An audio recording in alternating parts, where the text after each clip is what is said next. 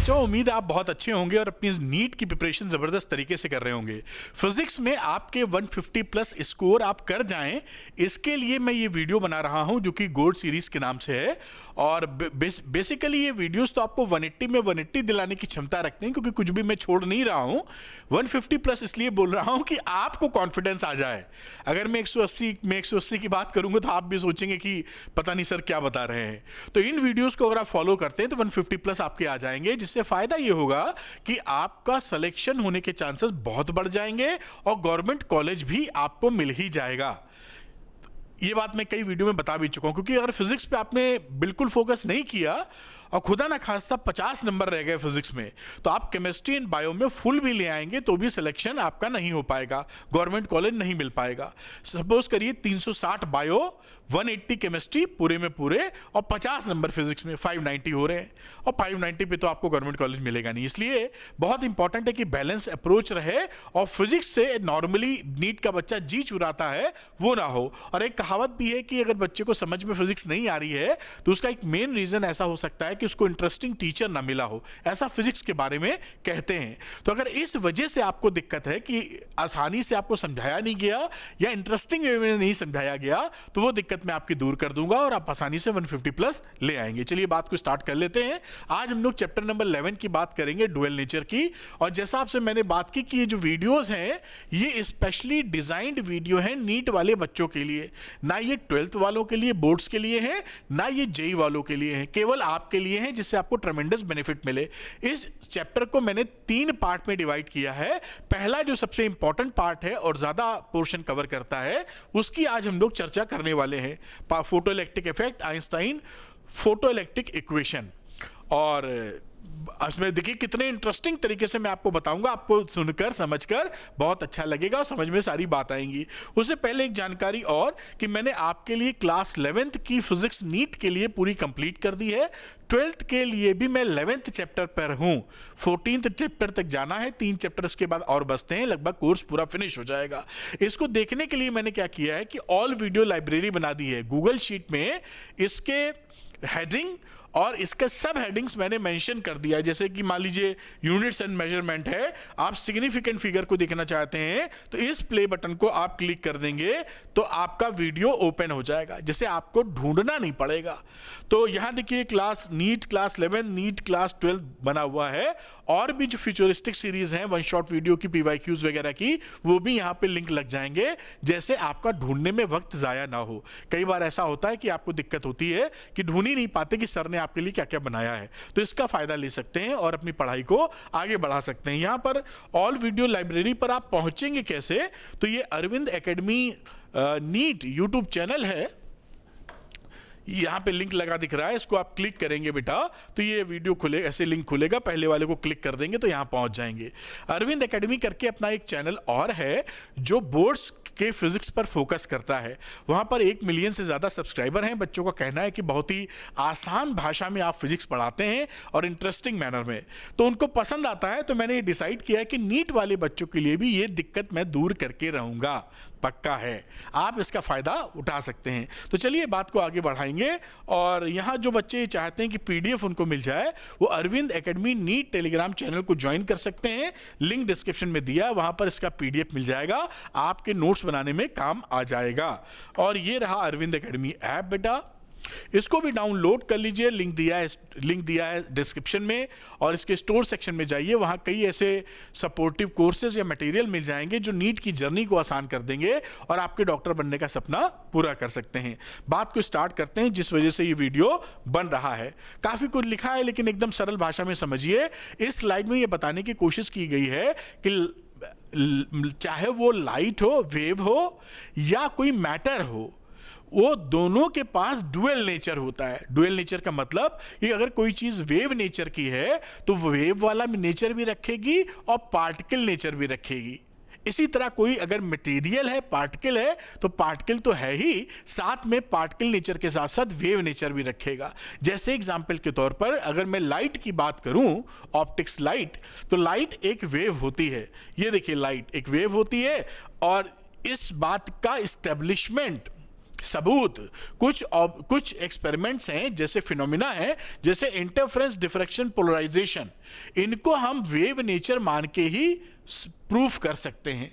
तो ये wave nature को एस्टैब्लिश करता है। लेकिन कुछ फिनोमिना जैसे फोटो इलेक्ट्रिक इफेक्ट जो हम पढ़ रहे हैं, ये वेव नेचर से साबित नहीं किया जा सकता, इसको पार्टिकल नेचर से साबित किया जाता है। तो देखिए क्या हुआ, लाइट के पास एक वेव नेचर हो गया और एक पार्टिकल नेचर हो गया, तो ये डुअल नेचर हो गया ना, दोहरे नेचर। इसी तरीके से मैटर की बात की जाए तो मैटर के पास पार्टिकल नेचर होता है। पार्टिकल नेचर का सबसे ज्यादा जो प्रोमिनेंट सिम्टम है वो है मोमेंटम, है ना, क्योंकि m इंटू वी पढ़ते थे, मास अगर नहीं होगा तो mv की वैल्यू कहां आएगी। तो पार्टिकल नेचर यानी मोमेंटम है चलने पर, ये इसका पार्टिकल नेचर है। और इसमें आप देखेंगे कि मैटर के पास वेव नेचर भी होता है, जिसे आप डिब्रॉय वेव्स या मैटर वेव्स के नाम से जानते हैं।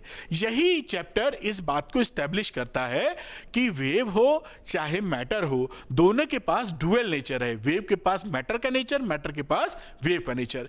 इस चैप्टर से पहले या इस थ्योरी से पहले ऐसा समझा जाता था कि मैटर एक अलग बात है और वेव एक अलग बात है। बाद में पता चला ये सिक्के के दो पहलू हैं, एक तरफ हेड है, एक तरफ टेल है। जिस भी डायरेक्शन, दिशा से आप देखते हैं, आपको चीज एक ही है। अगर हेड की तरफ से देखेंगे तो हेड दिखेगा और टेल की तरफ से देखेंगे तो टेल दिखेगा। बात समझ में आ गई होगी, इसलिए ये चैप्टर बहुत महत्वपूर्ण है।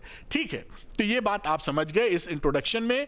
अगली बात आती है इलेक्ट्रॉनिक एमिशन या इलेक्ट्रॉन एमिशन बोलना चाहिए, इलेक्ट्रॉनिक ना बोले, इलेक्ट्रॉन एमिशन।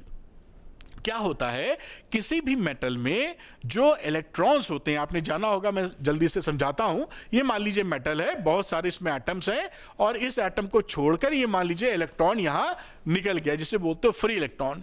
अब ऐसे बहुत सारे एटम्स होते हैं, बहुत सारे इलेक्ट्रॉन्स घूम रहे होते हैं, लेकिन ये जो इलेक्ट्रॉन जिसे हम फ्री इलेक्ट्रॉन कह रहे हैं, ये मेटल को छोड़कर बाहर नहीं जा सकता है, क्योंकि जैसे ही इस मेटल को छोड़ के ये बाहर जाता है, अभी तो जितने प्लस है उतने माइनस हैं, जैसे ही ये छोड़ के बाहर गया, ये मैटर हो जाता है पॉजिटिवली चार्ज।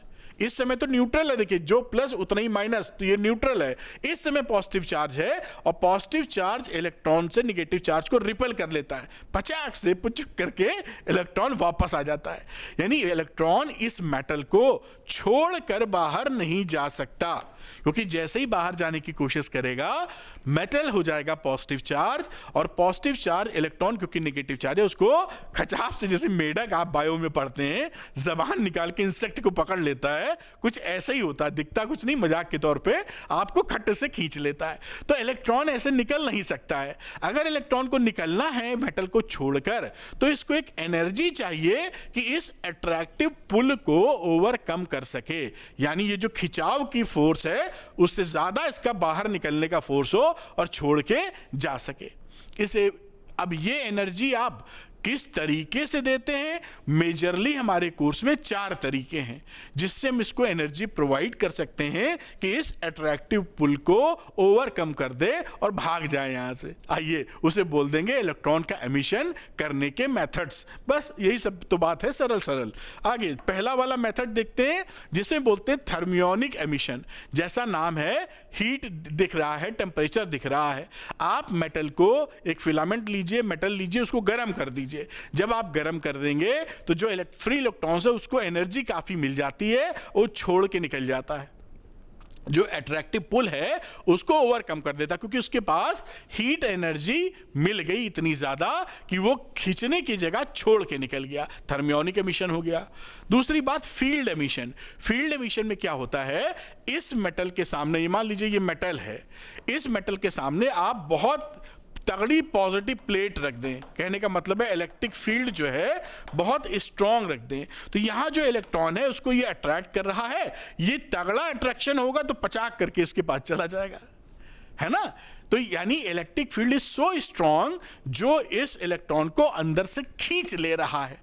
इसको क्या बोलते हैं आप, फील्ड एमिशन। इसको कोल्ड कैथोड एमिशन भी बोलते हैं। लेकिन ये डेंजरस होता है थोड़ा।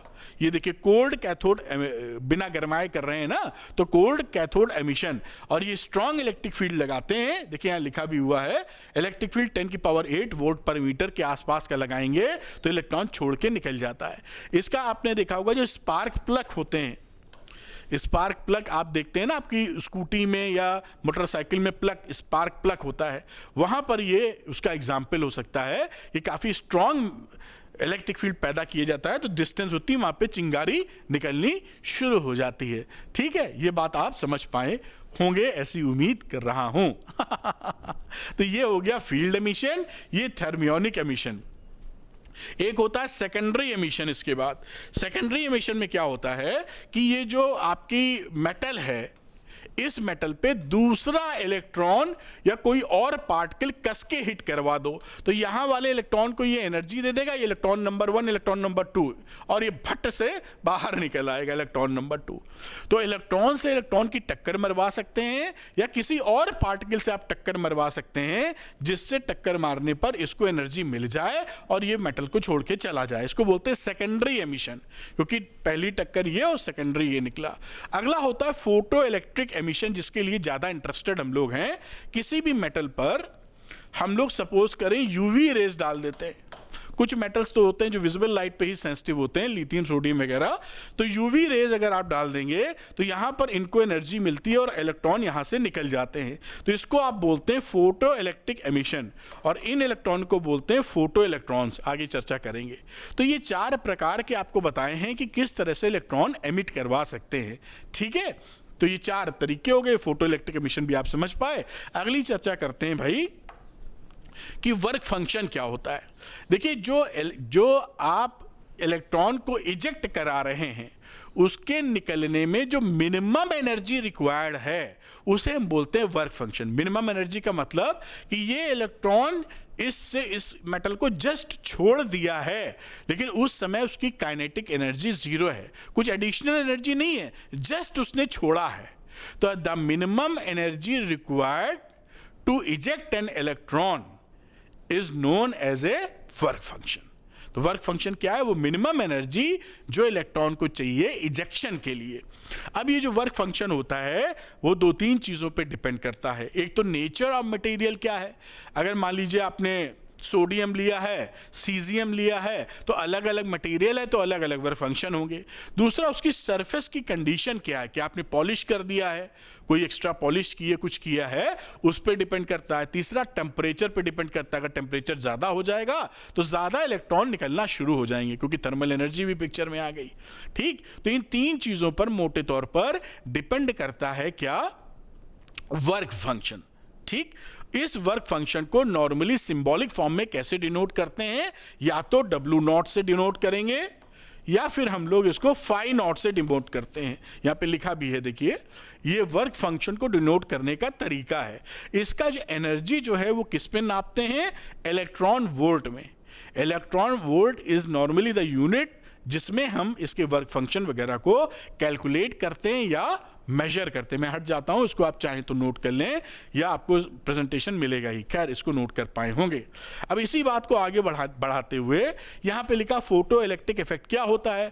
तो फोटो इलेक्ट्रिक इफेक्ट केवल इतना ही होता है कि जब भी आप कोई रेज, यूवी रेज या विजिबल लाइट डालते हैं मेटल के ऊपर, वहां से इलेक्ट्रॉन एमिट हो जाए, तो इस फिनोमिना को हम बोलते हैं फोटो इलेक्ट्रिक इफेक्ट। जो इलेक्ट्रॉन एमिट हुआ है उसको बोलते हैं फोटो इलेक्ट्रॉन्स। फोटो मतलब लाइट समझ लीजिए।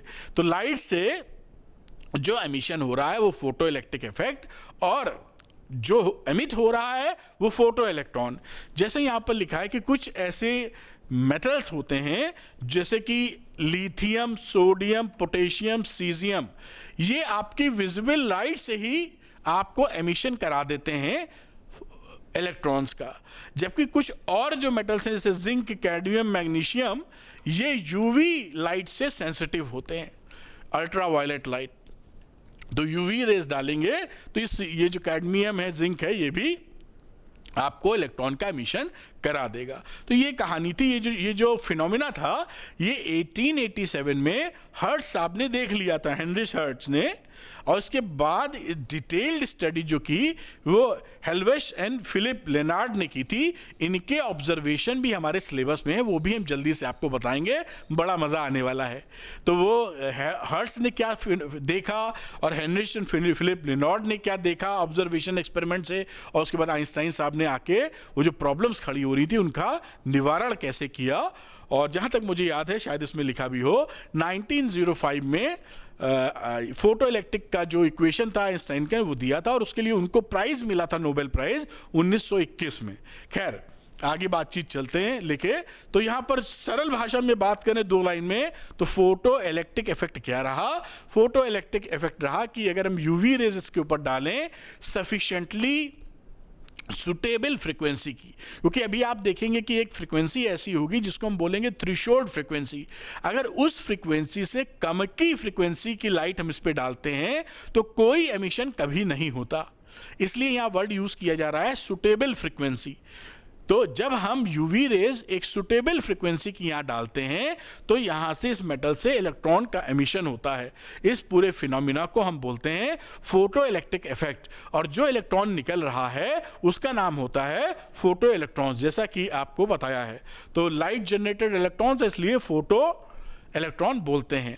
अब 1887 में चलते हैं, जब हर्ट्ज ने क्या देखा था, क्योंकि हर्ट्ज का ऑब्जर्वेशन हमारे सिलेबस में है। तो वो बेसिकली इलेक्ट्रोमैग्नेटिक वेव जब प्रोड्यूस कर रहे थे, जब वो दिखा रहे थे कि इस तरीके से ईएम वेव्स बन सकती हैं, उसी समय ये घटना उनके सामने आई थी। तो ईएम वेव्स कैसे बनती हैं ये कोर्स में नहीं है, केवल हम मुद्दा समझेंगे। ये उन्होंने एक सेटअप लगाया था, इनपुट है इंडक्शन कॉइल, जैसे कि हाई वोल्टेज बना सकें, और यहां पर मान लीजिए एक प्लेट थी, यहां प्लेट थी, ये 2 टर्मिनल्स हैं, इनके बीच में ये हाई वोल्टेज था। हाई वोल्टेज से इनके बीच में जो S1 S2 हैं टर्मिनल्स, इसमें स्पार्किंग होती थी। स्पार्किंग तो समझ ही रहे हैं ना, स्पार्किंग होती थी, उसको डिटेक्ट करने के लिए दूर एक रिसीवर रखा था। अब ये स्पार्किंग ज्यादा बढ़ गई जब इन्होंने एमिटर प्लेट के ऊपर यूवी रेज डालना शुरू कर दी। आप समझ रहे हैं, अगर एमिटर प्लेट पर हम यूवी रेज डालने लगे, हर्ट्ज ने ऑब्जर्व किया, तो ये स्पार्किंग काफी बढ़ गई और आसानी से होने लगी। तो इससे उन्होंने ये समझा कि इस पर हम जब यूवी रेज डालते हैं तो कोई नेगेटिव, क्योंकि उस समय इलेक्ट्रॉन खोजा नहीं गया था, कुछ नेगेटिव चार्ज पार्टिकल्स यहां से निकलते हैं। ये ऑब्जर्वेशन था जब हम यूवी रेज डालते हैं। तो बेसिकली वो फोटो इलेक्ट्रिक इफेक्ट ही था, लेकिन वो चीज इस्टेब्लिश बाद में हुई। तो इस चीज का अंदाजा उनको 1887 में लग गया था यूवी रेज डालने के बाद। यही बात हर्ट्ज का ऑब्जर्वेशन था। यही लिखा है, high voltage sparks more easily when emitter plate was illuminated by UV rays. अब उसके बाद दूसरे जो साइंटिस्ट थे, हेल्वेस एंड लेनार्ड, इनका ऑब्जर्वेशन क्या रहा? इन्होंने इस बात को और आगे बढ़ाया, और हेल्वेस का जो सेटअप था उसको मैं बाजू में बना है, वो देखें क्या करते हैं और क्या ऑब्जर्वेशन करते हैं। उन्होंने एक इलेक्ट्रोस्कोप लिया और यहां पर इलेक्ट्रोस्कोप पर जिंक प्लेट लगा दी और इसके ऊपर यूवी रेज डाली। अब यूवी रेज डालने पर उन्होंने ऑब्जर्व क्या किया? ऑब्जर्व ये किया कि अगर ये इनिशियली निगेटिव चार्ज थी ये प्लेट, तो अब ये अनचार्ज हो गई। नेगेटिव चार्ज थी तो नेगेटिव चार्ज खत्म हो गया। अगर शुरू में अनचार्ज थी तो अब ये पॉजिटिव चार्ज हो गई। अगर शुरू में ये पॉजिटिव चार्ज थी तो अब ये ज्यादा पॉजिटिव चार्ज हो गई। इससे क्या साबित हो रहा है कि इससे निकलने वाला जो पार्टिकल है वो फोटो इलेक्ट्रॉन्स हैं, क्योंकि अगर यहां पर निगेटिवली चार्ज था और फोटो इलेक्ट्रॉन निकल गए तो ये अनचार्ज हो गया, क्योंकि निगेटिव वाले चार्जेस निकल गए।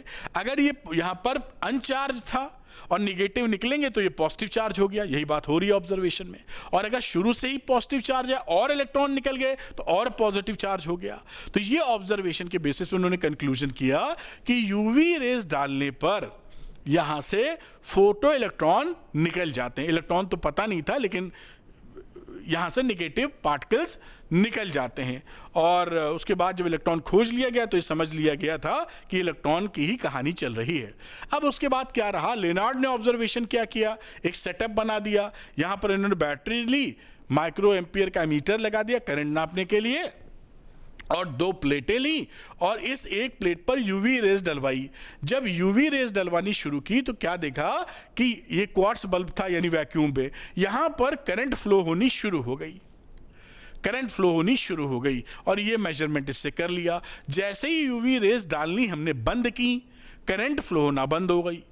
यूवी रेज डाली तो करंट पास हुई, नहीं डाली रोक दी तो करंट नहीं फ्लो हुई। इससे क्या कंक्लूजन हुआ कि कुछ नेगेटिव पार्टिकल्स यहां से निकलकर इस तरफ जा रहे हैं। Some negative particles are emitted by cathode, cathode से नेगेटिव पार्टिकल एमिट हो रहे हैं। ये किसका ऑब्जर्वेशन है? लेनार्ड साहब का ऑब्जर्वेशन है। तो हर्ट्ज का ऑब्जर्वेशन बताया आपको, उसके हेल्वेस का ऑब्जर्वेशन बताया, लेनार्ड का ऑब्जर्वेशन बताया। अब इन दोनों का जो हेल्वेस एंड लेनार्ड का ऑब्जर्वेशन था मिलाकर, उन्होंने कहा कि भैया ये जो एमिशन हो रहा है फोटो इलेक्ट्रॉन्स का, ये तभी पॉसिबल है कि जो इंसिडेंट लाइट है उसकी फ्रिक्वेंसी एक पर्टिकुलर फ्रिक्वेंसी से ज्यादा हो। मिनिमम फ्रीक्वेंसी जो होगी उसे बोलेंगे थ्रेशोल्ड फ्रीक्वेंसी। अगर आपका जो एमिशन, जो इंसिडेंट लाइट है उसकी फ्रीक्वेंसी थ्रेशोल्ड फ्रीक्वेंसी से कम हो गई तो फिर कोई इलेक्ट्रॉन, फोटो इलेक्ट्रॉन एमिट नहीं होगा, चाहे कितनी भी देर और कितनी भी इंटेंसिटी का लाइट आप इस पे डलवा दें। वो मिनिमम थ्रेशोल्ड फ्रीक्वेंसी चाहिए। तो वो मिनिमम थ्रेशोल्ड फ्रीक्वेंसी जो होना ही चाहिए एमिशन के लिए, उसको बोला गया threshold frequency, minimum frequency required to emit the electron. ठीक है, अब आगे की चर्चा को बढ़ाते हुए इसका एक एक्सपेरिमेंटल सेटअप किया गया। ये एक्सपेरिमेंट का फोटो है, मैं आपको समझा भी देता हूं। यहां 3 चीजों पे बेसिकली हम लोग जानकारी हासिल करने की कोशिश करेंगे। एक है इंटेंसिटी। इंटेंसिटी क्या हुई, यहां पे देखिए एक सेटअप समझाता हूं, फिर वो बातें बोलूंगा तो ज्यादा समझ पाएंगे। ये यहां पर एक क्वार्ट्ज विंडो लगाई। क्वार्ट्ज विंडो का मतलब बाहर से लाइट अंदर आ सकती है, अंदर से कोई चीज बाहर नहीं निकलेगी। और ये एक वैक्यूम ट्यूब ले लिया, इवैक्यूएटेड ग्लास ट्यूब। इसके अंदर एक कैथोड है जो फोटो सेंसिटिव मटेरियल है। ये दूसरी प्लेट है जिसे आप कलेक्टर प्लेट कहेंगे।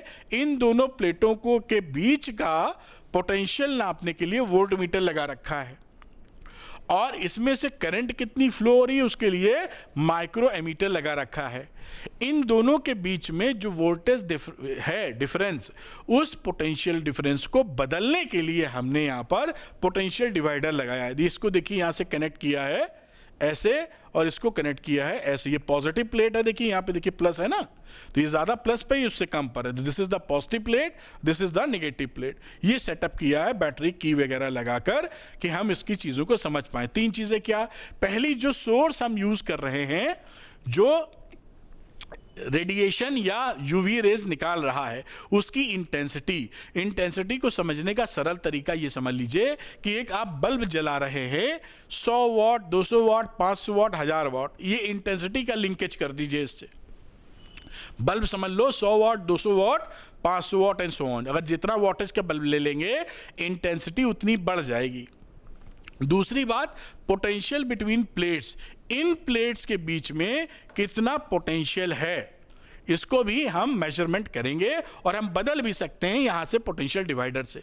तो इसका फर्क भी हम देखेंगे कि क्या फर्क हो रहा है इलेक्ट्रॉन के एमिशन वगैरह पे। तीसरा नंबर आता है ये जो सोर्स है कि वो सोर्स में फ्रीक्वेंसी कितनी रखी है आपने, जो एमिशन ऑफ सोर्स है वो रेड, ब्लू, ऑरेंज, इसको कलर से लिंक्ड कर दीजिए।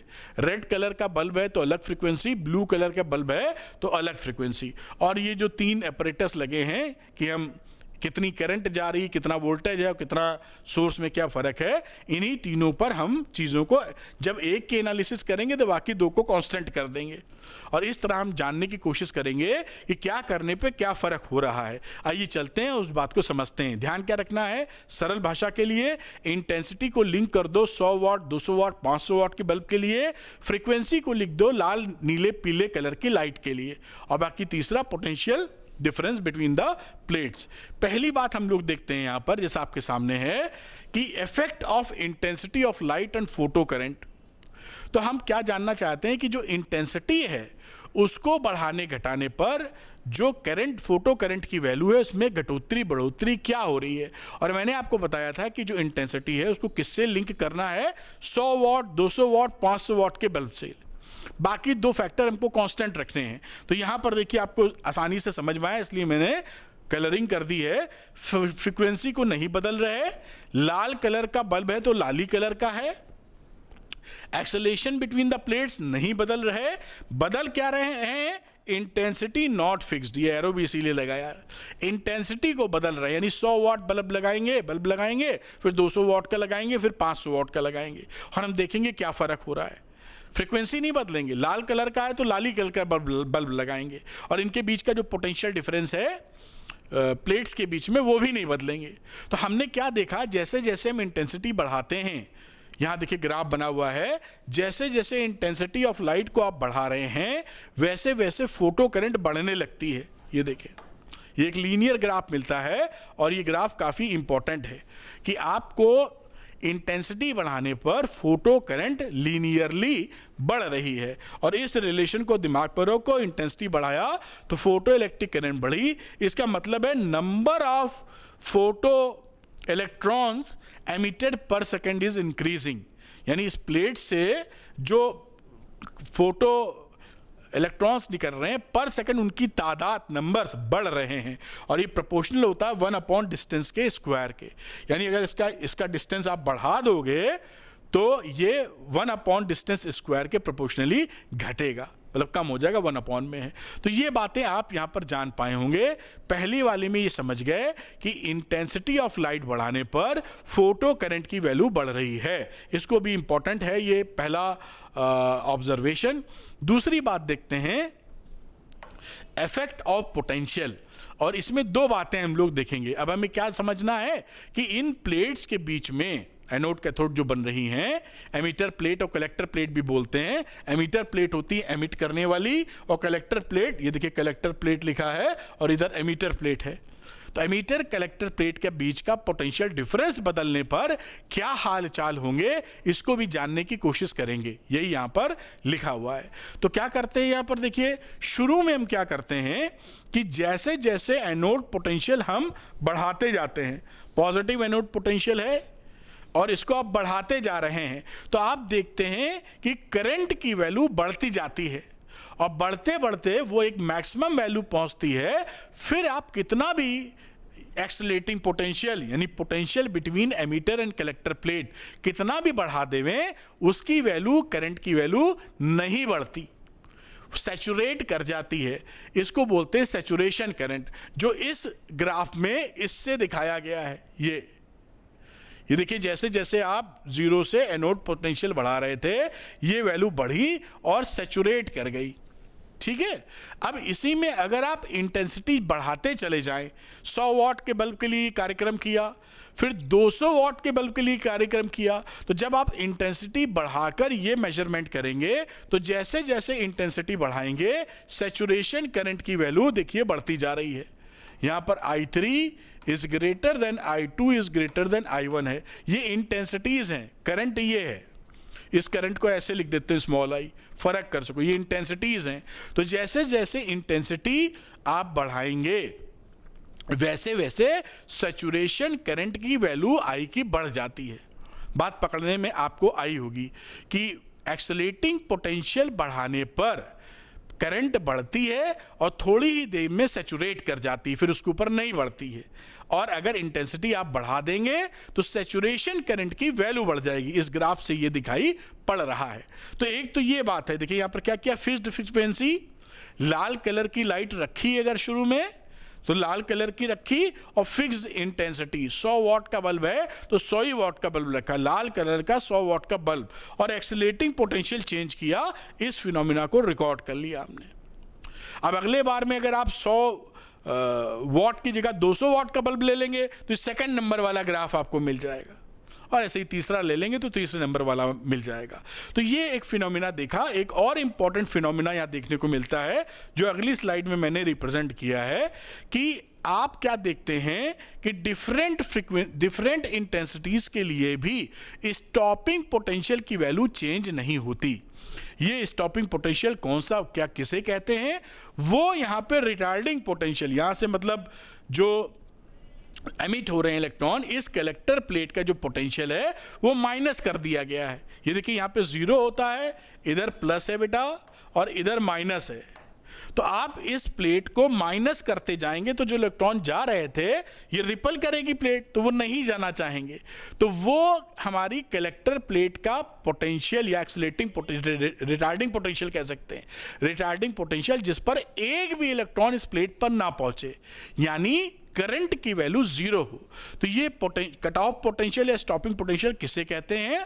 वो रिटार्डिंग पोटेंशियल किसका? कलेक्टर प्लेट का, जिस पर करंट की वैल्यू जीरो हो जाए।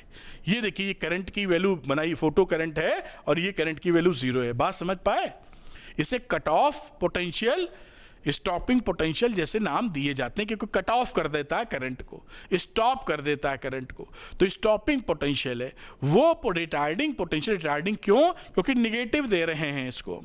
तो वो रिटार्डिंग पोटेंशियल जिस पर फोटो करंट की वैल्यू जीरो हो जाती है उसे हम बोलते हैं स्टॉपिंग पोटेंशियल। तो ये जो स्टॉपिंग पोटेंशियल था वो डिफरेंट इंटेंसिटीज के लिए एक ही होता है, चाहे I1 100 वाट का बल्ब हो, चाहे 1000 वाट का बल्ब हो, चाहे 500 2000 वाट का बल्ब हो, उन सबके लिए स्टॉपिंग पोटेंशियल एक ही आता है। तो इससे क्या साबित होता है कि स्टॉपिंग पोटेंशियल इंटेंसिटी पर डिपेंड नहीं करता है। तो यहां पर देखिए, for a given frequency, Lal colour का बल्ब लिए हैं तो लाली कलर का बल्ब है, the stopping potential is independent of its intensity. ये बात पकड़ के जहन में रखने वाली है। Thus in turn implies that the maximum kinetic energy of the photoelectrons is independent of the intensity of the radiation। यानी जो मैक्सिमम काइनेटिक एनर्जी है, जो इलेक्ट्रॉन निकल रहा है, जिसके पास सबसे ज्यादा काइनेटिक एनर्जी है, उसको भी आप रोक दिए हैं, तभी तो करंट जीरो मिली है। तो जो maximum kinetic energy of the electron है वो, क्योंकि स्टॉपिंग पोटेंशियल बदल नहीं रहा है इंटेंसिटी बदलने पर, इसका मतलब है कि kinetic Ke max of the electron is independent from the intensities of the incident radiation। यानी जो काइनेटिक एनर्जी है इलेक्ट्रॉन की, फोटो इलेक्ट्रॉन्स की, वो इंटेंसिटी पर डिपेंड नहीं करती है। क्योंकि डिपेंड करती होती तो I1 I2 बदलने पर ये V0 V1 कुछ हो रहा होता, जो यहां नहीं हो रहा है। तो यहां से एक इक्वेशन और हमारे बड़े काम किया जाती है, K max maximum kinetic energy is equal to half M V max का square is equal to EV naught. EV naught क्या है? इसका जो रिटार्डिंग पोटेंशियल है। वी नॉट हो गया पोटेंशियल और एनर्जी है तो इलेक्ट्रॉन से मल्टीप्लाई कर दिया गया है 1.6 इंटू 10⁻⁻19 से। तो इतने इलेक्ट्रॉन वोल्ट हम इसकी रिटार्डिंग एनर्जी रिटार्डिंग पोटेंशियल लगा रहे हैं, जिससे ये एनर्जी के फॉर्म में ये इक्वेशन बड़े काम की है जो आपके साथ रहेगी। इसको आप नोट कर लीजिए, कुछ न्यूमेरिकल्स हैं छोटे छोटे, उनको भी करेंगे जिससे हम बातों को और सुंदर तरीके से समझ पाएं। चलिए वो न्यूमेरिकल्स कर लेते हैं। यहां पर देखिए लिखा है the photo electric cut off voltage in a certain experiment is 1.5 volt. तो यहां वी नॉट की वैल्यू दे रखी है 1.5 volt. What is the maximum kinetic energy of the photo electrons emitted? Maximum kinetic energy आप जानते हैं कि जो के मैक्स की वैल्यू होती है वो होती है ईवी नॉट। पीछे क्वेश्चन में देखा है आपने, ये देखिए के मैक्स ईवी नॉट। इसकी ज़रूरत अभी नहीं पड़ी हाफ एम वी स्क्वायर की, इसलिए नहीं लिखा है ईवी नॉट। तो ई का मतलब है 1.6 इंटू 10⁻⁻19 और 1.5 वोल्ट से आप इसको मल्टीप्लाई कर दीजिए। 2.4 इंटू 10⁻⁻19 जूल आपका ये आंसर आ जाएगा। तो अगर किसी में stopping potential 1.5 cut off potential 1.5 volt है तो के मैक्स कितनी हो गई आप निकाल लीजिए ईवी नॉट से। इसको आप नोट कर लीजिए। अगला सवाल मैं करवाता हूं आपको, मेरे ख्याल से इसको आप नोट कर पाए होंगे। नेक्स्ट क्वेश्चन हम लोग देखते हैं। ये देखिए अगला सवाल यहां लिखा है in an experimental study of photo electric effect the stopping potential for a metal surface is this one. ये वी नॉट की वैल्यू है। What will be the maximum velocity of the electron? Electron की maximum velocity बताओ। तो हम जानते हैं कि जो के मैक्स होता है उसकी वैल्यू होती है हाफ एम वी मैक्स का स्क्वायर और यही ईवी नॉट के बराबर होता है। इसी का इस्तेमाल कर लेंगे, काम खत्म। तो ये हाफ इस वाले पोर्शन को ले लीजिए, तो वी मैक्स का स्क्वायर बराबर 2 ईवी नॉट अपॉन एम। तो वी मैक्स क्या रहा? √2eV0/m, और यहाँ हम वैल्यू रख देते हैं बाकी सारी बातों को देखते हुए।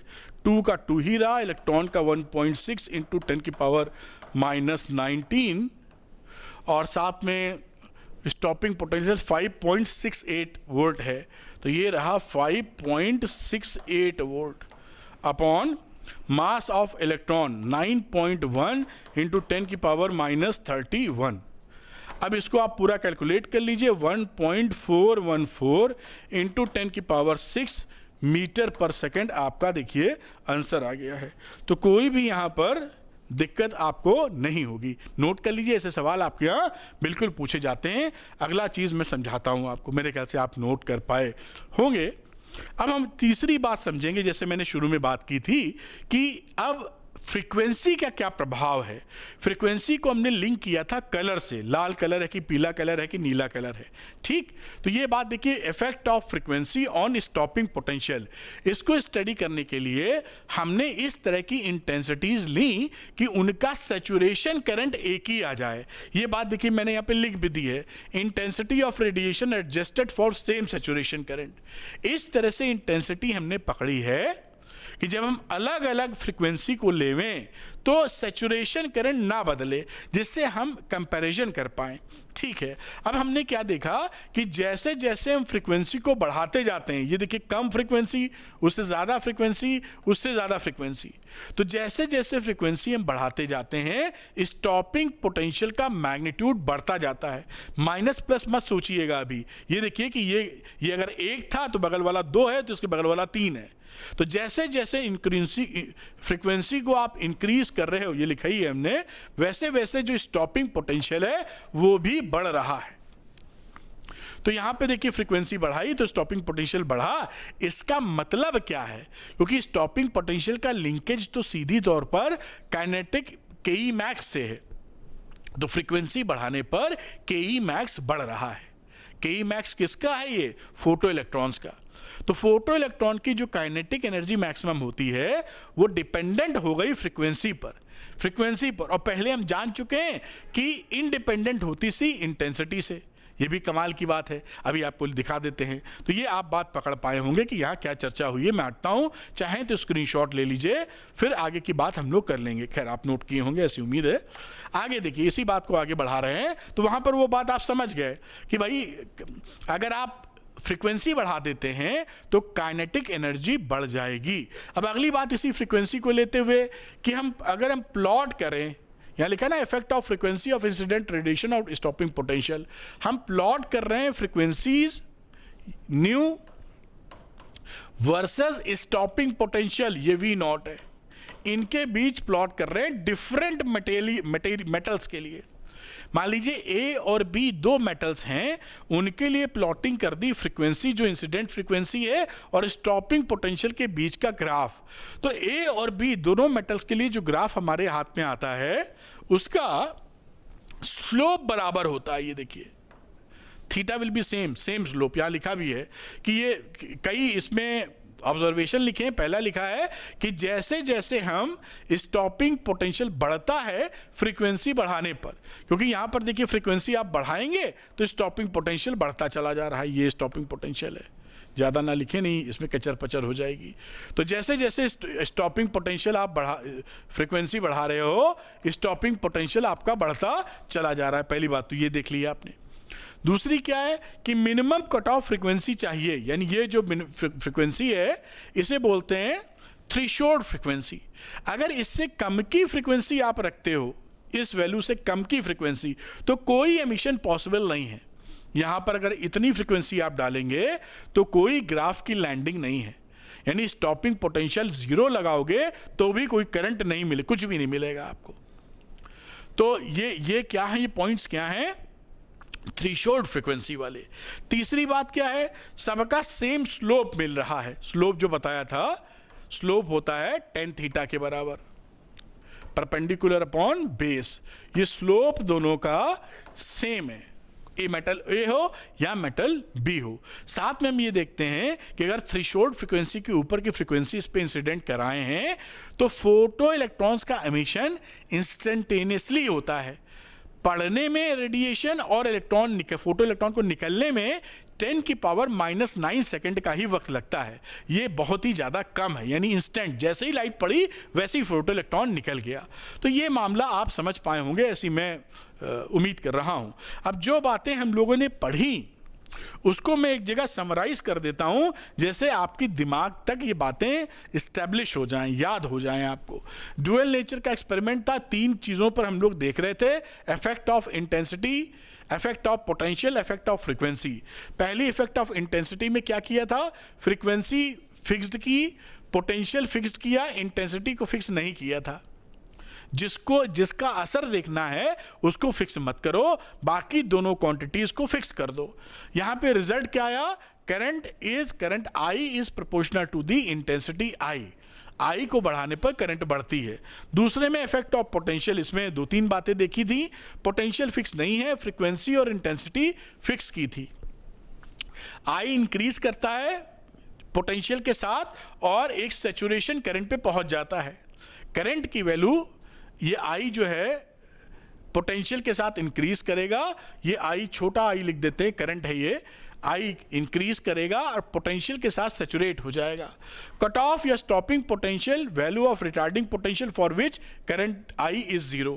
तो कट ऑफ या स्टॉपिंग पोटेंशियल भी हमने एक देखा कि वो स्टॉपिंग पोटेंशियल का मतलब है जहां पर आपका कोई भी करंट ना फ्लो कर रही हो। तीसरा, stopping potential is independent of the intensity. जो स्टॉपिंग पोटेंशियल होता है वो इंटेंसिटी से इंडिपेंडेंट होता है, यानी kinetic energy of the photo electrons is independent from intensity of light. केई मैक्स इंटेंसिटी पर डिपेंड नहीं करती है। अच्छा, तीसरा हो गया इफेक्ट ऑफ फ्रीक्वेंसी। तो इफेक्ट ऑफ फ्रीक्वेंसी में फ्रीक्वेंसी फिक्स नहीं है, इंटेंसिटी एडजस्ट कर दी है जिससे सभी की सैचुरेशन करंट की एक वैल्यू मिले। और यहां पर आपने देखा कि एक थ्रेशोल्ड फ्रीक्वेंसी की बात निकल के आई कि इससे कम की फ्रीक्वेंसी आप डालोगे तो कोई एमिशन नहीं होगा। उसके ऊपर अगर आपकी फ्रीक्वेंसी ज़्यादा बढ़ती हुई चली गई तो फ्रीक्वेंसी बढ़ाने पर स्टॉपिंग पोटेंशियल बढ़ रहा है, इसका मतलब है कि केई मैक्स भी बढ़ रही है। तो केई मैक्स डिपेंड करती है फ्रीक्वेंसी के ऊपर। ये अभी तक हमने ऑब्जर्वेशन जो एक्सपेरिमेंट किया उससे समझा, और यही पूरी जान है इस फोटो इलेक्ट्रिक इफेक्ट की। अब ये जो देखा है इसी को आगे फिर से आपके सामने लाया जाता है कि ऑब्जर्वेशंस क्या रहे। के मैक्स जो फ्रीक्वेंसी के प्रोपोर्शनल है और इंटेंसिटी पर डिपेंड नहीं करता है। जो काइनेटिक एनर्जी किसकी बात चल रही है, फोटो इलेक्ट्रॉन्स की। तो फोटो इलेक्ट्रॉन्स की जो काइनेटिक एनर्जी है वो फ्रीक्वेंसी पे डिपेंड करती है लेकिन इंटेंसिटी पर डिपेंड नहीं करती है। दूसरी बात, अगर हमने थ्रेशोल्ड फ्रीक्वेंसी से कम की फ्रीक्वेंसी इस पे डलवाई है तो कोई एमिशन पॉसिबल नहीं है। तो थ्रेशोल्ड फ्रीक्वेंसी से कम पर कोई एमिशन संभव नहीं होगा। ये ऑब्जर्वेशन है। अब इसके लॉज बन जाते हैं, फोटो इलेक्ट्रिक इफेक्ट के लॉज। पहला लॉ कि I is proportional to intensity, यानी जो करंट है फोटो इलेक्ट्रिक करंट वो इंटेंसिटी के प्रोपोर्शनल है। ठीक है भाई। और सैचुरेशन करंट प्रोपोर्शनल है इंटेंसिटी के। ये जो हम सीख रहे थे, जैसे जैसे इंटेंसिटी बढ़ाओगे सैचुरेशन करंट बढ़ती चली जाती है, पहला लॉ। दूसरा, फॉर एमिशन हमारा जो फ्रीक्वेंसी है वो थ्रेशोल्ड फ्रीक्वेंसी से ज़्यादा होना चाहिए। ये थ्रेशोल्ड फ्रीक्वेंसी की वैल्यूज़ हैं। अगली बात नंबर 3 कि हमारा जो केई मैक्स होता है, kinetic energy of photo electron maximum वाली, वो फ्रीक्वेंसी पर डिपेंड करती हैं लेकिन इंटेंसिटी पर डिपेंड नहीं करती हैं। ये हो गई बात यहाँ पर। चौथा, ये इंस्टेंट प्रोसेस है। जैसे ही यूवी रेस पड़ी तुरंत ही फोटो इलेक्ट्रॉन एमिट हो गए।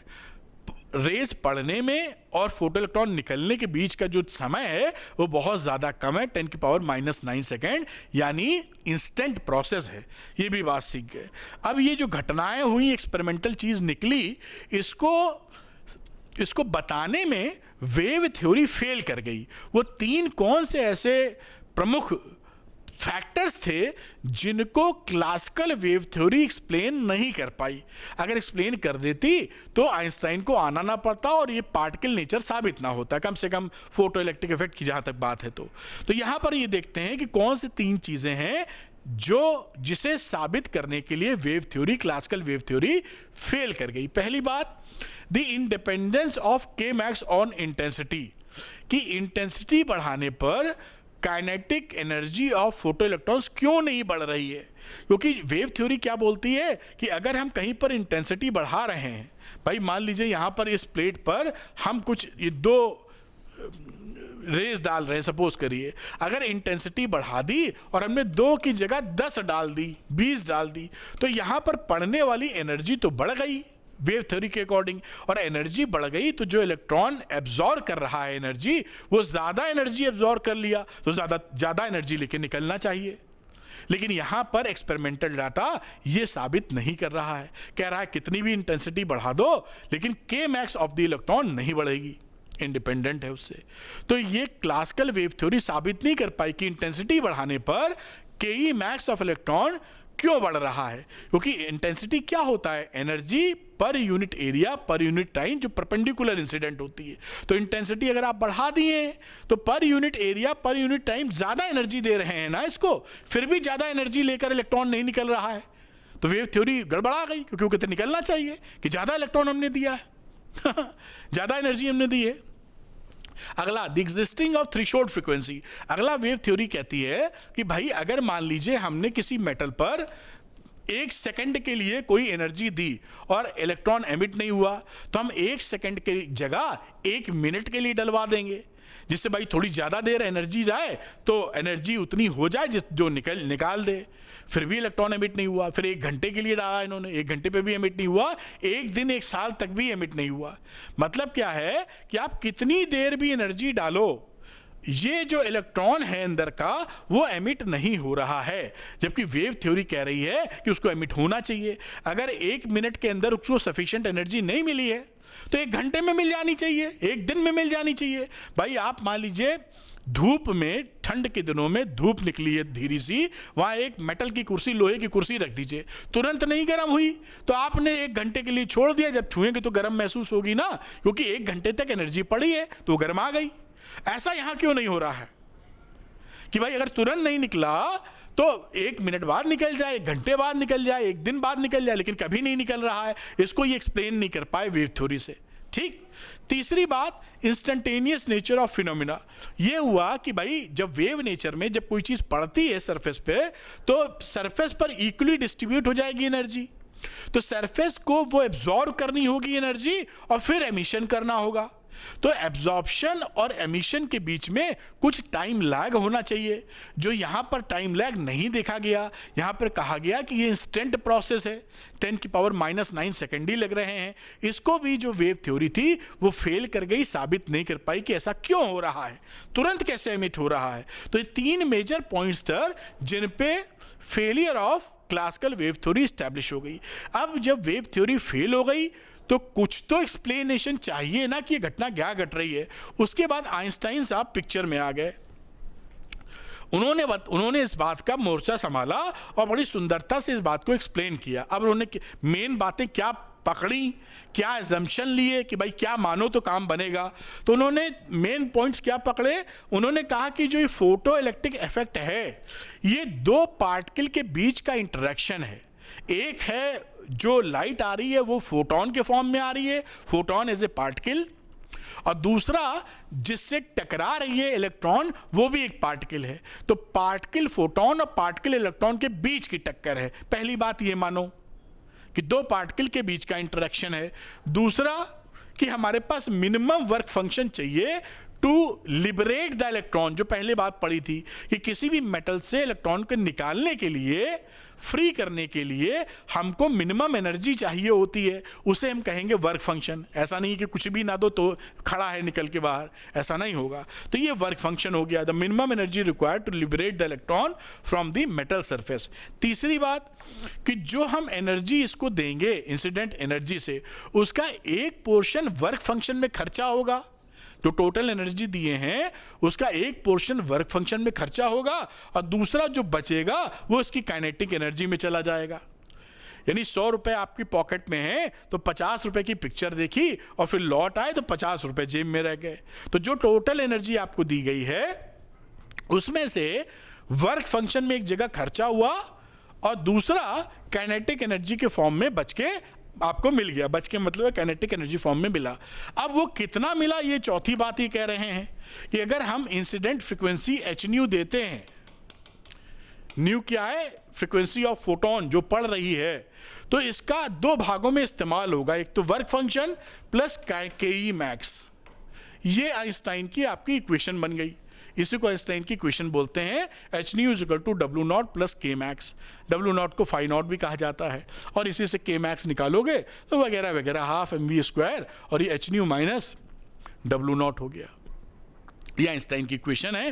ये सभी इक्वेशंस आइंस्टाइन की हैं, कुछ भी लिख दो बात बराबर है। तो half M V max square के max equal to H nu minus nu naught. ये जो वर्क फंक्शन होता है, ये वर्क फंक्शन की वैल्यू एच न्यू नॉट के बराबर रहती है कि उतना थ्रेशोल्ड फ्रीक्वेंसी पर जब हमने इंसिडेंट कराया तो इलेक्ट्रॉन जस्ट निकला है विथ काइनेटिक एनर्जी, उस समय उसकी शून्य है। तो ये इसको भी वर्क फंक्शन को हम एच न्यू नॉट लिखते हैं। तो ये लिख के आपको ये समझ में आ गई, ये आइंस्टाइन की इक्वेशन हो गई। अब एक एक करके उन्होंने इसको एक्सप्लेन करने शुरू किया जो बातें फंसी हुई थी। तो उन्होंने पहला मुद्दा उठाया कि भाई जो इंटेंसिटी बढ़ाने पर करंट की वैल्यू जो बढ़ रही थी और एक्सपेरिमेंट में, वो क्यों बढ़ रही है, क्योंकि इंटेंसिटी जब आप बढ़ाते हो तो नंबर ऑफ फोटॉन्स बढ़ जाते हैं। पहले 100 फोटॉन डाल रहे थे तो अब 1000 फोटॉन आप डाल रहे हो, तो ज्यादा नंबर ऑफ फोटॉन्स होंगे तो ज्यादा टक्करें होंगी मेटल्स पर, और उसमें इलेक्ट्रॉन निकलने की संख्या भी ज्यादा होगी। इसलिए number of ejected electron will be more. That is the meaning of कि भाई काहे को इंटेंसिटी बढ़ाने पर करंट की वैल्यू बढ़ रही है, क्योंकि इंटेंसिटी बढ़ी तो नंबर ऑफ फोटॉन्स बढ़े, और नंबर ऑफ फोटॉन बढ़े तो टक्करें बढ़ी, और उससे नंबर ऑफ इजेक्टेड इलेक्ट्रॉन्स बढ़ गए, फोटो इलेक्ट्रॉन्स बढ़ गए, इससे करंट की वैल्यू बढ़ गई। दूसरी बात, explanation of threshold frequency. Threshold frequency क्यों एग्जिस्ट कर रही है, ये आइंस्टाइन की जो इक्वेशन थी, देखिए यहां पर अगर हम न्यू की वैल्यू न्यू नॉट से छोटी कर दें तो ये पूरी क्वांटिटी इससे छोटी हो जाएगी। इफ एच न्यू, एच तो कांस्टेंट है, एच कॉमन ले लो, ऐसे देखो ये H nu minus nu naught के मैक्स है ना। अगर हमारा न्यू की वैल्यू न्यू नॉट से छोटी हो गई तो ये निगेटिव हो जाएगा, और के ही निगेटिव होना मीनिंगलेस है। काइनेटिक एनर्जी कभी निगेटिव नहीं होती, कम से कम जीरो होगी या पॉजिटिव होगी, क्योंकि हाफ एम वी स्क्वायर आता है, तो निगेटिव नहीं होती, इसलिए ये मीनिंगलेस हो जाएगा।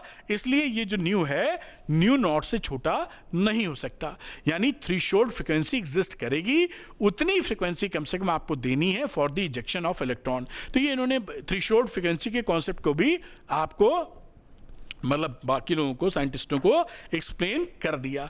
आगे number 3, explanation of kinetic energy.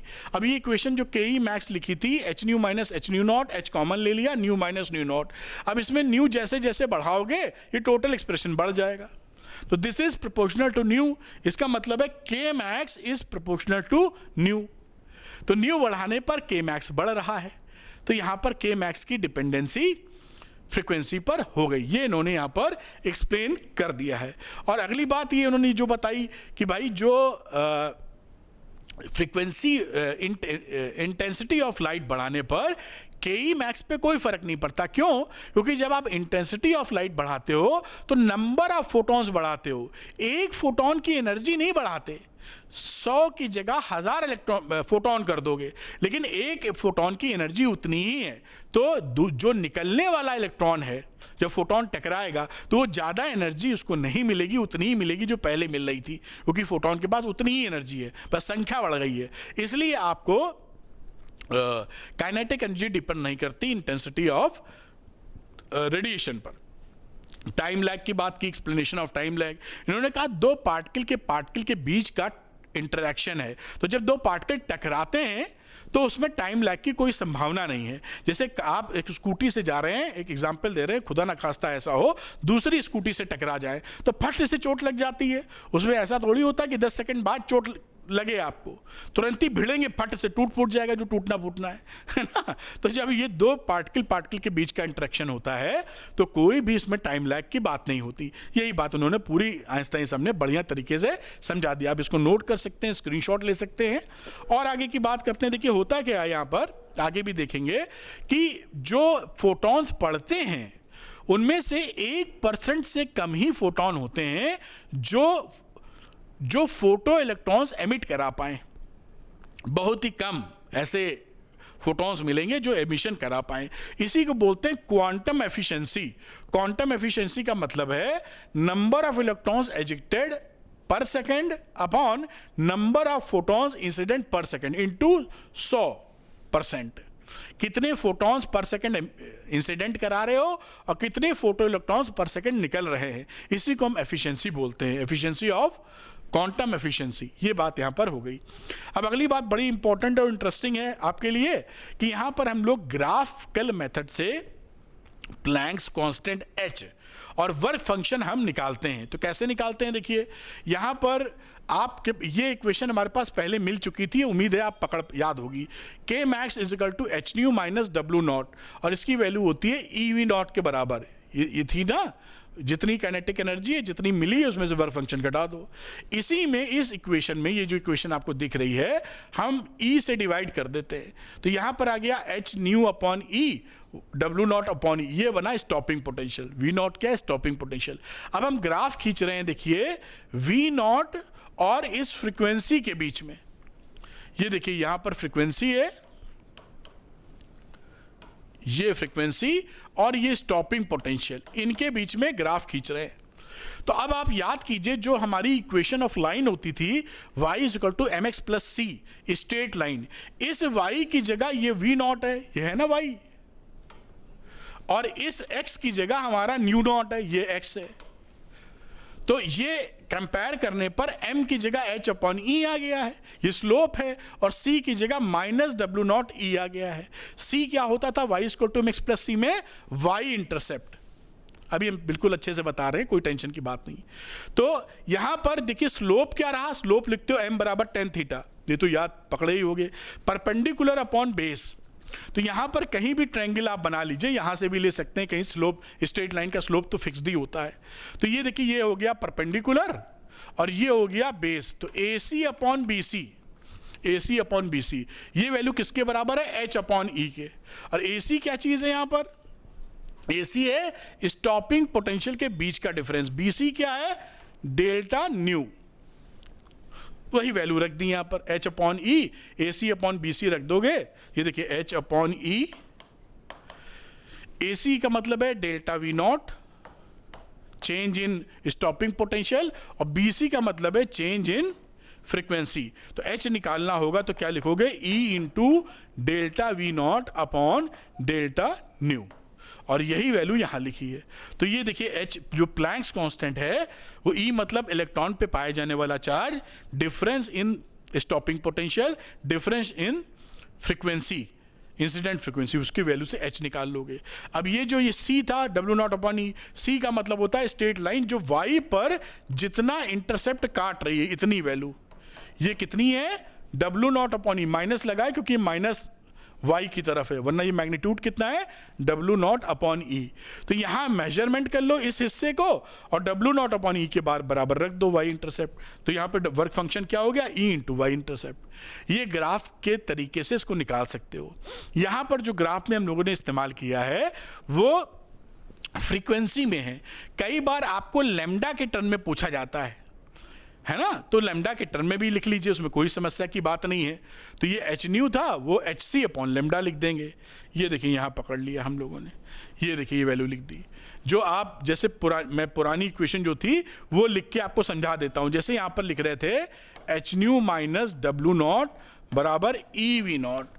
तो जो एच न्यू होता है एनर्जी को, उसको हम एच सी अपॉन लैम्डा भी तो लिख सकते हैं बेटा, और इसको एच न्यू नॉट आप चाहे लिखें या H C upon lambda naught लिखें। ये ई से जब डिवाइड करोगे तब आएगा, अभी नहीं। ये ई वी नॉट, बात समझ में आ रही है ना। फिर से एक बार, E is equal to H nu, हम जानते हैं C is equal to nu into lambda होता है, तो न्यू की वैल्यू क्या हो जाएगी C अपॉन लेमडा, तो न्यू की जगह आप डालेंगे तो ये C अपॉन लेमडा, तो इसमें लिखो ये फ्रीक्वेंसी के फॉर्म में, ये लेमडा के फॉर्म में। इतना आप ज़रूर जानते हैं, मैंने याद भी दिला दिया जैसे कहीं शंका ना रह जाए। तो ये जो इक्वेशन थी पीछे, अब E से डिवाइड कर दो तो ये V बना V नॉट, और ये बन गया HC upon SC upon E, और 1 अपॉन लेमडा लिख लेते हैं, और यहाँ पर वैल्यू रह गई HC upon SC upon lambda naught into E। ये देखिए ये इक्वेशन ऊपर लिखी हुई है। इस इक्वेशन में अगर हम ग्राफ V नॉट और 1 अपॉन लेमडा के बीच खींच दें तो ये फिर स्ट्रेट लाइन बन जाएगी। ये देखिए यहाँ पर 1 अपॉन लेमडा लिखा हुआ है और यहाँ पर V नॉट लिखा हुआ था, इन दोनों के बीच में ग्राफ खींच दिया है। ये क्या हो गया HC upon E, again slope हो गया, तो tan theta HC upon E हो गया जो कि स्लोप है। ये देखिए लिखा है HC अपॉन E, और ये HC upon lambda naught E क्या रहा, ये Y इंटरसेप्ट हो गया, ये हिस्सा SC upon lambda naught E। बस आपको लेमडा के फॉर्म में दिया हो तो ये इक्वेशन लगा देना, और फ्रीक्वेंसी के फॉर्म में दिया हो तो पहला वाला। है बहुत सरल, याद करके रखिए, समझा मैंने आपको दिया है, बड़े आराम से समझ में आता है। इसको आप नोट कर लीजिए, आगे की चर्चा करते हैं कुछ न्यूमेरिकल से जिससे बातें पुख्ता हो जाएं और आप पकड़ पूरी बना लें।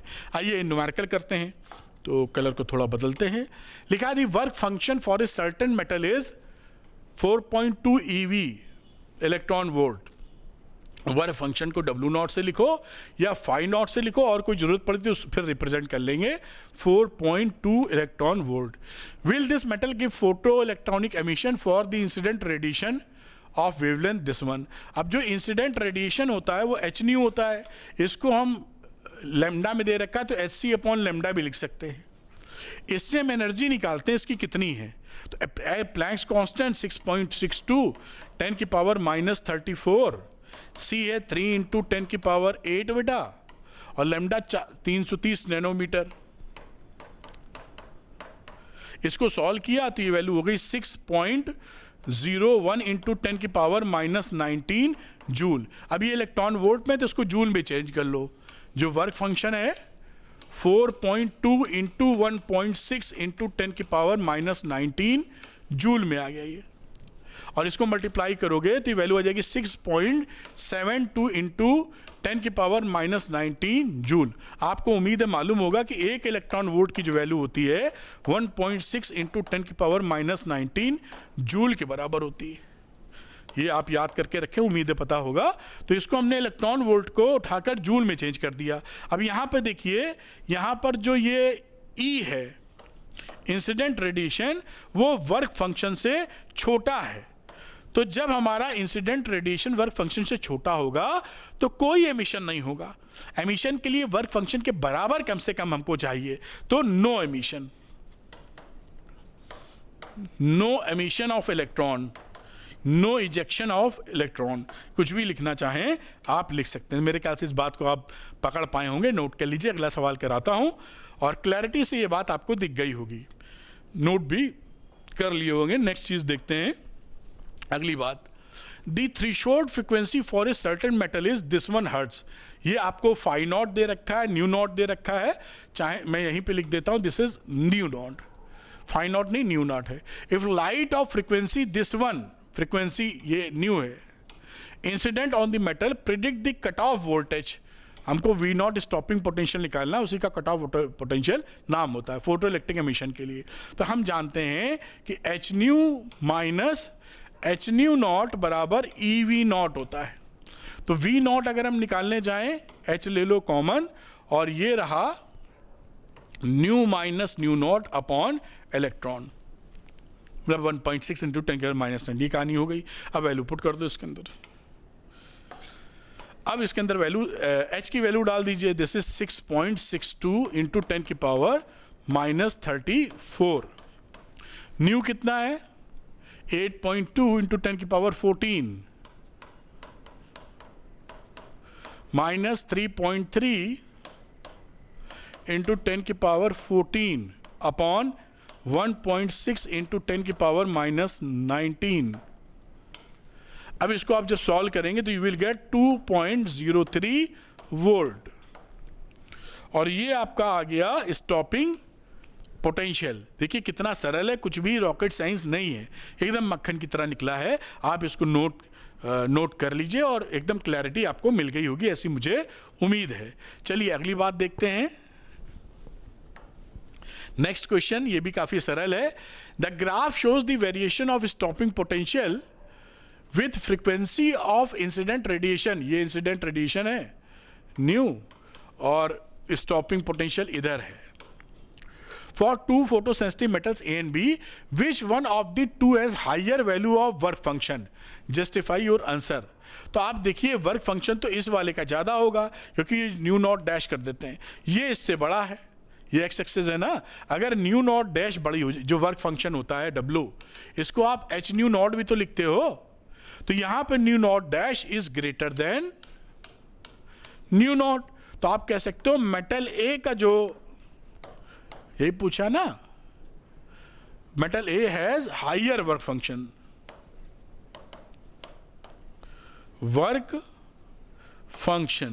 Then metal B. बस इसके अलावा इस इंटरसेप्ट से भी निकाल सकते हो, जिसका इंटरसेप्ट ज्यादा होगा उसका वर्क फंक्शन ज्यादा। ये W नॉट सीधे दिख रहा है मुझे, तो यहीं से दिख जाता है, ये आसान पड़ता है, यहीं से देख लो। वरना जिसका इंटरसेप्ट ज्यादा होगा उसका वर्क फंक्शन ज्यादा, तो जिसका यहां पर क्योंकि स्लोप सेम होना है तो ये वैल्यू ज्यादा आएगी आपकी इससे, इसलिए मेटल ए का वर्क फंक्शन ज्यादा होगा। दोनों तरीकों से बात आ जाती है, कोई दिक्कत की बात नहीं। नोट कर लीजिए, मेरे ख्याल से आप पॉज करके नोट कर पाए होंगे। अगला सवाल आपके सामने लेके आता हूं। लिखा, in an experiment on photo electric effect the slope of the cut off voltage versus frequency of incident light, जो पीछे वाला था कहानी वही है। ऐसे यहां पर ये फ्रीक्वेंसी थी, ये स्टॉपिंग पोटेंशियल की चर्चा थी, बाकी जीरो विजुअल लगा होता, कोई दिक्कत नहीं। अब देखते हैं सवाल किस तरफ ले जा रहा है। स्लोप की बात कर रहा है, वो है 4.12 इंटू दिस वन। इसका जो स्लोप हुआ करता था आपको याद होगा, वो 10 थीटा होता था और वो वैल्यू होती थी डेल्टा वी, ये डेल्टा वी था और ये डेल्टा न्यू था। तो delta we upon delta nu slope की ये वैल्यू होती थी, और इसकी वैल्यू उन्होंने दे रखी है। कैलकुलेट द प्लैंक्स कांस्टेंट, और ये वैल्यू किसके बराबर आया करती थी अगर आप याद करें तो ये प्लैंक्स कांस्टेंट के बराबर एच अपॉन करके आएगी, एच अपॉन ई के बराबर। खैर मैं इक्वेशन लिख के आपको याद दिला देता हूं।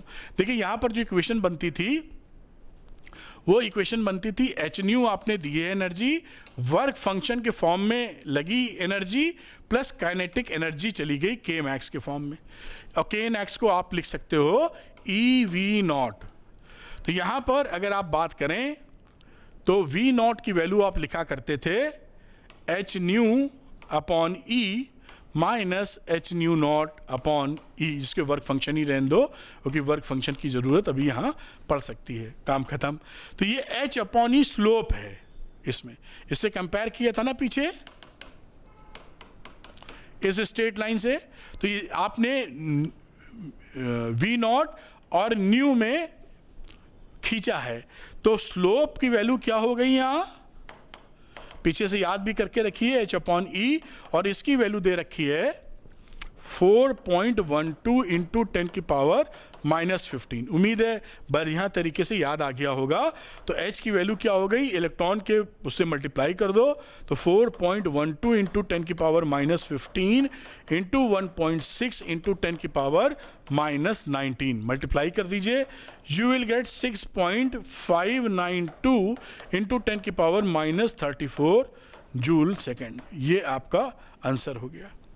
तो ये आप h अपॉन ई जो है, इसको h अपॉन ई स्लोप के बराबर होता है, इसको याद करके रखें, और y intercept W naught upon E रहेगा, जिससे फटाफट सवालों को निकाला जा सके। इसको आप नोट कर लीजिए। अगला सवाल, अगली चीज़ मैं करवाता हूँ। उम्मीद है इसको पॉज करके आप नोट कर पाए होंगे।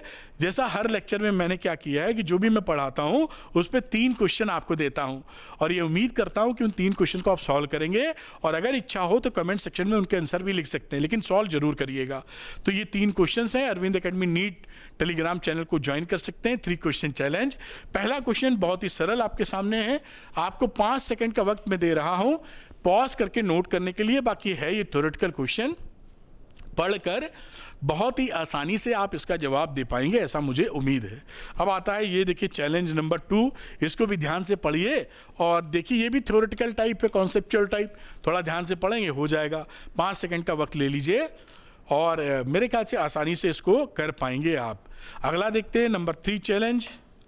ये इंटरेस्टिंग है, आ चुका है ये, तो इस क्वेश्चन को थोड़ा सा वर्किंग लगेगी आपको, 2 मिनट कुछ सेकंड्स की प्रैक्टिस आपकी चली रही होगी, करके देखिए और बताइए कि इसका आंसर आपके हिसाब से क्या बनता है। तो उम्मीद करता हूं कि ये जो वीडियो काफ़ी इंटरेस्टिंग रहा होगा, आपके लिए हेल्पफुल, सरल फिजिक्स रही, इजी भाषा में और कॉन्सेप्ट क्लैरिटी ज़बरदस्त रही होगी। अगर ये वीडियो पसंद आया तो लाइक और शेयर कीजिएगा। अरविंद एकेडमी नीट चैनल को, यूट्यूब चैनल को सब्सक्राइब करना मत भूलिएगा। Thank you very much, wish you all the best, bye.